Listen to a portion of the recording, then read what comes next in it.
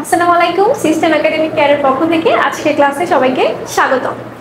আজকে আমরা দেখব ষষ্ঠ শ্রেণী গণিত পেজ 166 নম্বরের কয়েকটা অঙ্ক এবং তার সমাধান। আচ্ছা, এক নম্বর অঙ্কটা কি দেখতে পাচ্ছি 7x।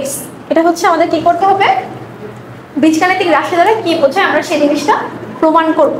তাহলে 7x খুবই নরমাল ভাবে আমরা কি জানি 7x বলতে কি বোঝায়, মানে কি কোনো কিছু আমরা যখন গুণ করি নরমালি 4 গুণ 3 বা হচ্ছে 2 গুণ 2 2 গুণের 4 হয়, সেরকম এখানে নরমাল গুণের মতো 7x দাও, মানে তুমি x এর সাথে 7 গুণ করছো।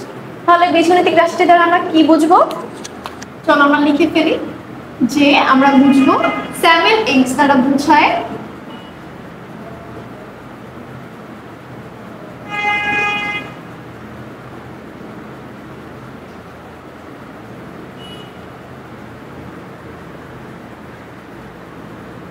x এর সাথে 7 গুণ। তার মানে 7x দ্বারা আমাদের কি বোঝায় x এর সাথে 7 গুণ, এতটুকুই সমান। তারপর 2 নাম্বারটা আমরা খেয়াল করি 3x + 5। এটা দেখতে একটু জটিল মনে হলো, এটা সবচেয়ে সহজ অঙ্কটা। দেখো আমরা এখানে একটা রাশিকে আমরা কিভাবে প্রকাশ করছিলাম 7x মানে x এর সাথে 7 গুণ। আমরা সেম ভাবে এটাও লিখে ফেলবো যে 3x মানে কি x এর 3 গুণ,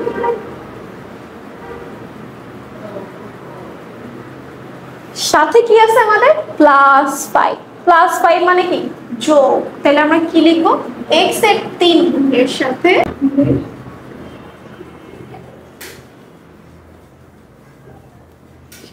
5 যোগ। ঠিক আছে, তাহলে নরমালি আমরা কি করব x এর 3 গুণের সাথে 5 যোগ, মানে 3x + 5 কি হবে বীজগাণিতিক রাশি দ্বারা আমরা কি বুঝাই x এর 3 গুণের সাথে 5 যোগ। এইবার 3 নাম্বারটা খেয়াল করো, এটা সেম প্রসেস। তুমি এখানে যেমন x এর সাথে 3 গুণ করছো, এখানে x এর সাথে কি হবে 4 গুণ করতে হবে। তাহলে আমরা আগে লিখে ফেলি x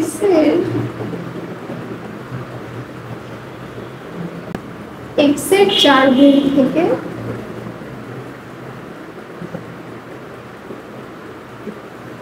y এর 11 গুণ বিয়োগ।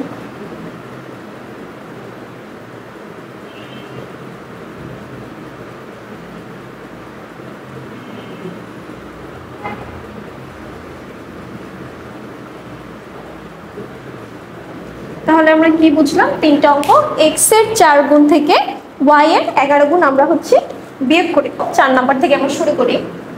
এখানে সামনে হাফ দেখে বা 1/2 দেখে সবাই অনেক ভয় পাচ্ছ, কিন্তু অঙ্কটা খুবই সহজ। চলো আমরা অঙ্কটা করে ফেলি। প্রথম তো আমরা এই অংশটা নিয়ে কাজ করি। এখানে কি দেওয়া আছে দেখো তো 2x + 3y। আমরা আগের ক্লাসে কি করেছিলাম যে x এর সাথে কোনো কিছু গুণ করা। তাহলে এটা আমরা আগে লিখে ফেলি x এর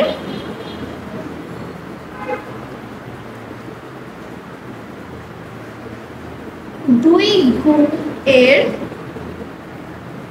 সাথে y এর কত গুণ 3 গুণ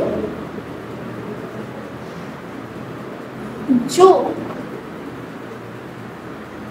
এবং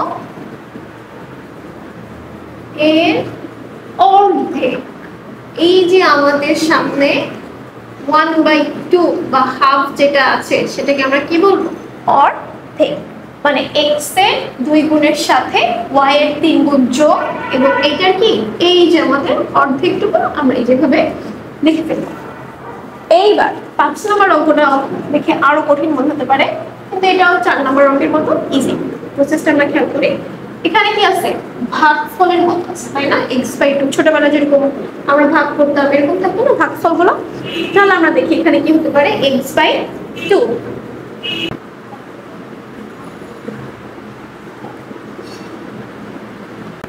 আচ্ছা, এটা আমরা কি দেখি খুব কঠিন মনে হলো, এটা খুবই সহজ একটা অঙ্ক। এখানে দেখো আমরা আগে কি করেছি প্রসেসটা 2x থাকলে 4x থাকলে 7x থাকলে x কে আমরা গুণ লিখছি, এখানে কিভাবে আছে ভাগ আকারে আছে। তাহলে আমরা লিখে ফেলি যে x কে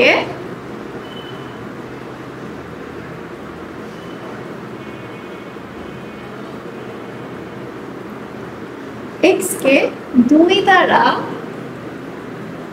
ভাগ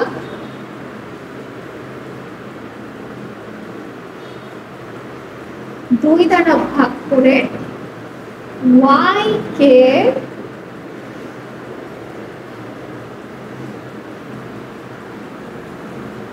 3 দ্বারা ভাগ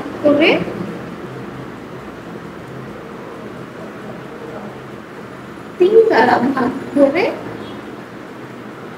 যোগ এবং z কে 5 দ্বারা ভাগ করে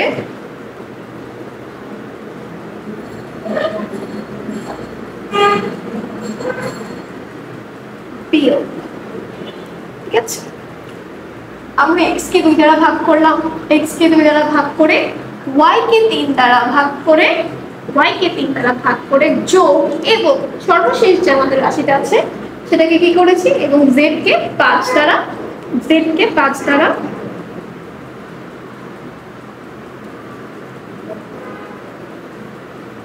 দ্বারা ভাগ করে বিয়োগ। ঠিক আছে, x কে 2 দ্বারা ভাগ করে y কে 3 দ্বারা ভাগ করে যোগ এবং z কে 5 দ্বারা ভাগ করে কি 12x, তার মানে কি x এর সাথে 12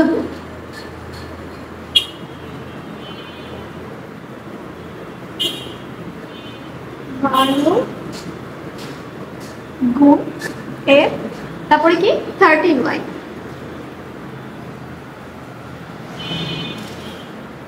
x এর 12 গুণ থেকে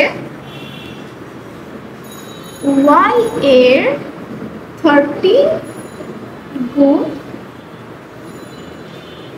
বিয়োগ এবং আছে কত 15 এবং z এর 15 গুণ যোগ।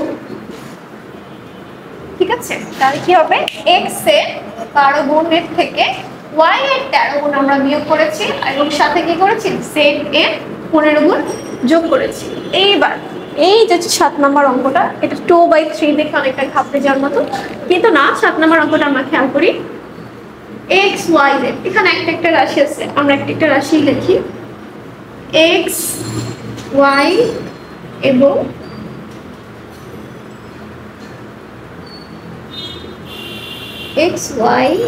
z যোগ করে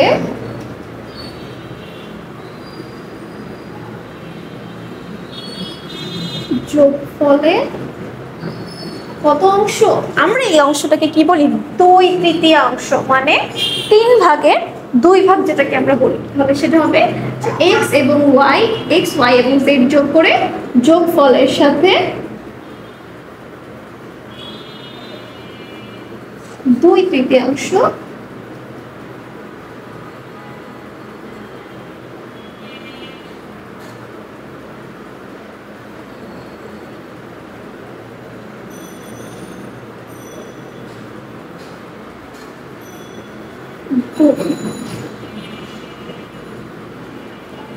ঠিক আছে, তাহলে আজকের ক্লাস আমাদের এখানেই শেষ।